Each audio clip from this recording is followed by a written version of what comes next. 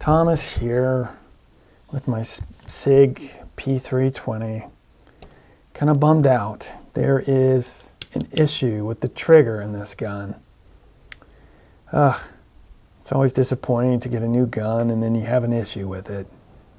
But I thought I'd do a quick video to illustrate the issue. It looks like a few other people are also seeing this, according to what I saw on some forums. So I thought I'd do a video that illustrates the problem.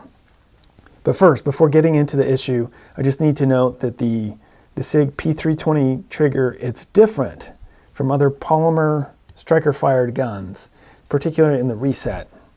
And I actually have another video about how it's different, but for this video, just going to quickly illustrate. Rack the slide, nothing in it. And when you pull the trigger on a Sig, nice trigger by the way, at least that part, then you let go, that reset. Trigger came back, clicked and reset without the slide going back and forth. On a Glock, the trigger just dies there. It doesn't move until the slide gets racked. And this one, you can even pull it some more and get more clickies. Very different.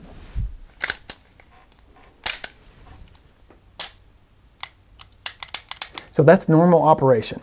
I'm not talking about that in this video. That's just kind of a, I would call it a quirky trigger, but that's how it's designed to work, and that's fine.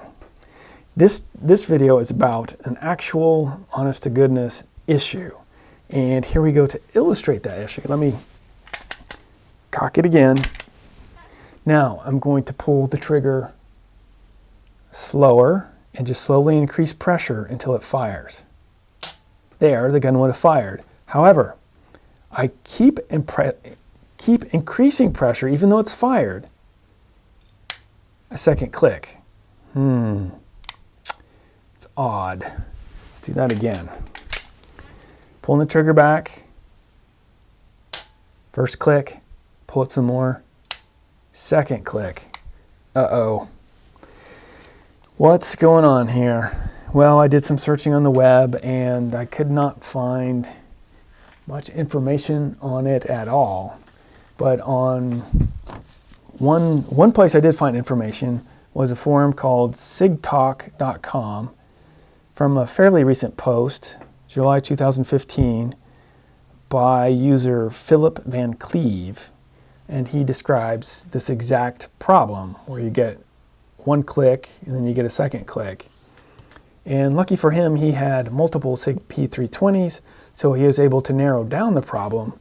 And basically, what he said is on his Sigs that worked, they actually had two clicks as well, except instead of being spaced apart, like on this gun, where there's click, click, he said on his guns that worked, the two click points were so close together, it was almost simultaneous, that both of those clicks happened at exactly the same time, which felt like a single click. So that makes sense. He also mentioned the first click.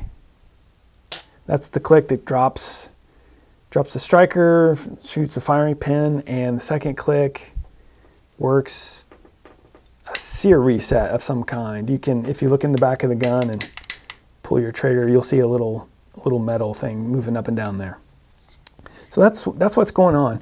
On the forum too, there were some other people that jumped on and said they're seeing the same symptoms, very interested in what was going on. So there's a handful of people that are also seeing this problem. I'm one of them.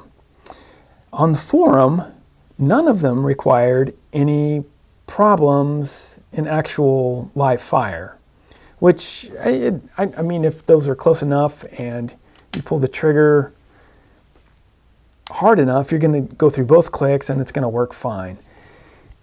My experience at the range, I've done one range trip with this, and on my one range trip, this gun malfunctioned because of that issue.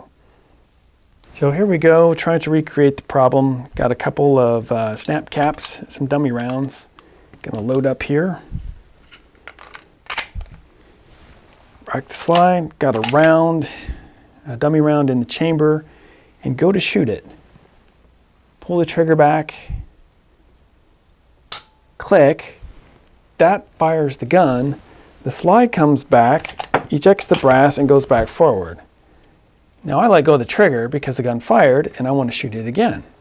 So now I go to pull the trigger. Just a single click. There were no 2 clicks. Guess what?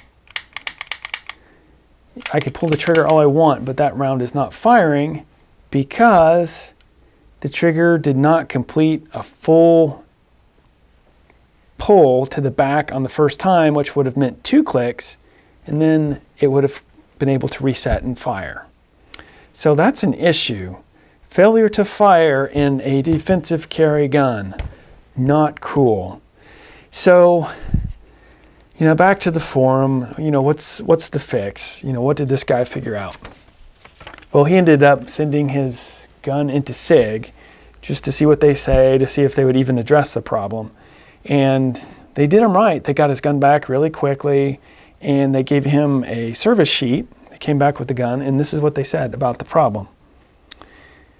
Adjusted trigger pull so that the timing of the striker releasing and the sear resetting was the same. I don't know how they did that. I like to work on guns, but I'm hesitant to pull this apart if it involves filing different parts. I'm not really interested in that.